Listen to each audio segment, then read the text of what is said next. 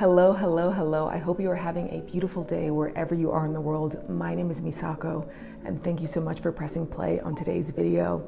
Today I want to talk about how to get comfortable with being uncomfortable, how to get comfortable with discomfort, because I think it's absolutely necessary for our personal growth.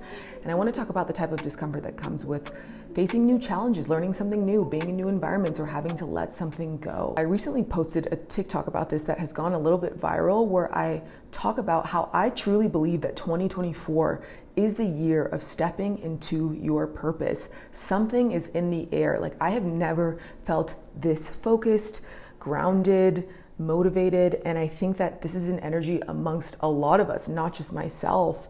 And I think if we are going to step into our purpose, we have to get comfortable with stepping into discomfort as well. So I thought today I would take you through the 3 steps that I go through when I'm trying to get comfortable with being uncomfortable, to avoid running away from that experience or that feeling. I really had to tap into this in this dance journey where I'm entering these studio spaces that I've never been in before. I am incredibly uncomfortable, but I'm also so grateful to be there, and I know that this stage is necessary for my growth, so I can't run away from this feeling.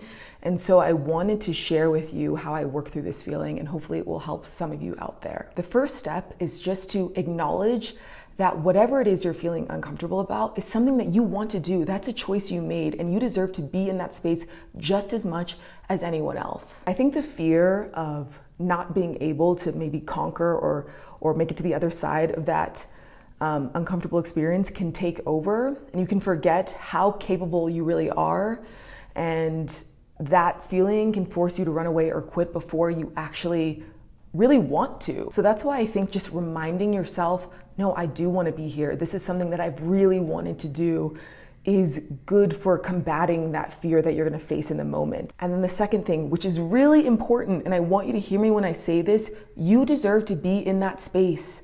You deserve to be there just as much as anyone else. Being a beginner, being new at something is not reserved for young people or people who look a certain way or belong to a certain group. You deserve to be there.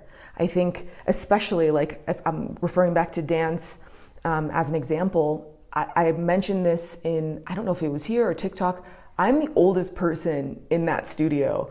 And for so long, I thought that dancers had to look a certain way, have a certain body, be a certain age, and it's just not the case. And a lot of you also have left such comforting comments to remind me that I deserve to be there. So I just want to reflect this back to all of you. You deserve to be in those spaces just as much as anyone else. Please do not let anyone, let alone yourself, take you out of that moment. The second thing that I want you to do is remember that this feeling of discomfort, it's only temporary until, of course, you get to the next level of learning something new, but it's only temporary. You will work through this, and it's so rewarding when you do, and it's a step that's unavoidable, okay? It's unavoidable. We all have to go through it. I think it's also, we can feel like we're the only person experiencing this. We can get so caught up in our experience and forget that everybody had to be new at some point. Everybody had to have their first day. Everybody had to have their experience of not knowing what to do. And at least for me, remembering that I'm not alone in this, even though I can feel alone in the moment, even though I am the newest person in that studio, that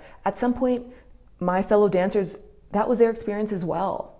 And it's not a reason to quit. I also think it's important to remember that it is such a privilege to be able to get to do something for the first time, to be able to get to try something new. Think about all of the people that came before you, or even people around you right now that might not even have the bandwidth to explore this thing that you have been afraid to explore. Like, it's a privilege to get to learn something new, and we shouldn't take it for granted. Every time I enter a new dance class with a new teacher and I'm struggling through it, because I'd be struggling, and I don't know the flow of the class, I feel like I'm the only one that's sort of like trying to figure it out. I get to the end of the class, I get to that end of that 90-minute class, and I'm so happy that I did. I'm so happy that I showed up that morning, that I didn't give up. And yeah, there's never been an experience like that I have regretted. I've never regretted trying something new. And I think if you're honest with yourself and you think back to those experiences, you probably will feel the same way. Even if you ended up just changing your mind or not wanting to pursue it, I still think you're probably happy that you gave it a try, and now you know for sure. That's the other thing about this. You don't even know if this is something you really want to pursue or not, because you're not even giving yourself the space to try. Give yourself the space to try. And the third step is just to go and grow at your own pace. You can slow down, you can pause, but please do not just give up entirely. I mentioned this in this last video. There were so many times that I wanted to quit in this certain class that I was taking. It was so advanced and I was struggling a lot, but I decided to learn the routine. And when it came time to like splitting into groups, I just decided to watch and practice. That was how I decided to slow down and go at my own pace. I don't know what that looks like in your practice or whatever it is that you are trying to conquer, but remember that you can go at your own pace. Showing up is the most important thing, and you're already pushing yourself in that way. And I think like it's just important to remember that, yeah, you can take things as slow or as fast as you'd like. So those are the 3 steps that I take to help myself move through discomfort and get comfortable with being uncomfortable.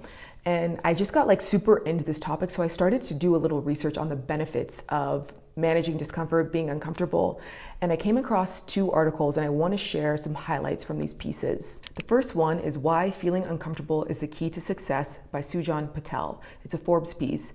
And he talks about the benefits of incorporating new experiences into your daily lives, because even though like routines make you feel like safe and in control, a constant routine can also dull your sensitivities. I thought that was super interesting.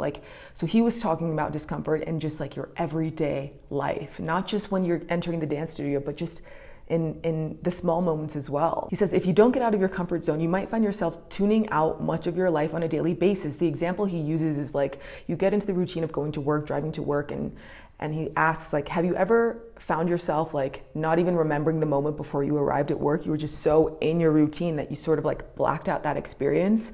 That can happen when you're not incorporating new things into your daily life. And he says, but when you go out of your way to experience new things, or when you let new things happen to you, your body creates brand new neural pathways that fuel your creative spark and enhance your memory. So there are so many benefits to challenging yourself, to getting out of your comfort zone, to being a little uncomfortable in your everyday life. The next piece that caught my attention was What We Gain by Being Uncomfortable by Campbell. She starts by sharing her own story of learning how to play the ukulele. She said she would go to a warm community college classroom every Wednesday in the summer. And she mentions that like she already stood out because her ukulele was red, and she felt she stood out because of her playing, because she wasn't that great. And even though she felt nervous, she would like walk in and feel her hands would clam up and she would sort of lock up. She showed up every Wednesday, and she would feel nervous every time. And every time she left, she would feel so satisfied and proud of herself. She says the whole process felt exhilarating after the class had ended for the week. That kept me going. This is the piece that caught my eye. She said, often we approach the uncertainty of new experiences or challenges with doubt, fear, and anxiety. We fear that we cannot play Blowing in the Wind on the ukulele, so we refuse to try. But if we view that stress and discomfort as part of our learning process and a growth opportunity, then we will experience more positive emotions such as greater motivation, growth, and well-being. According to the research, doing the difficult or unfamiliar challenges us to manage our feelings of discomfort, and when we do, we benefit. I really appreciated this like encouragement to shift the way that we look at these opportunities. Instead of viewing new experiences as scary or negative, you view them as like opportunities for personal growth and positive experiences. She then goes on to acknowledge that embracing the discomfort of learning how to play the ukulele doesn't hold the same weight as other more pressing issues. She wrote this during the pandemic, and so she poses the question, like in those scenarios that are a bit more stressful, is it better to play it safe? And what she learned is people who embrace the level of discomfort, like learning how to play an instrument, do better during like bigger challenges. She says we're more likely to take creative risks that can help us find solutions in more difficult times, and are able to find the meaning in these situations. My big takeaway from her piece was, instead of automatically thinking like, oh my God, this is gonna be horrible, I'm never gonna make it through this, I'm just trying to be grateful that I even have the opportunity to be in this space, that this is actually a positive experience, that I'm getting to learn something new, that I'm going to be a greater person after. I'm just trying to shift my like initial reaction. I hope this video has inspired you to get a little uncomfortable today or this week, and remember that You want to do this thing that you're feeling nervous and uncomfortable about, and that you deserve to be there just as much as anyone else, and that feeling of discomfort is only temporary, but it's necessary, and you will work through it, and that you can take these things as slow or as fast as you'd like. You can move at your own pace. In the comments below, I'd love to know how you manage your own discomfort and what you are excited to get uncomfortable about this year. Thank you so much for showing up for me. Thank you so much for being patient with me. And as always, thank you for being here.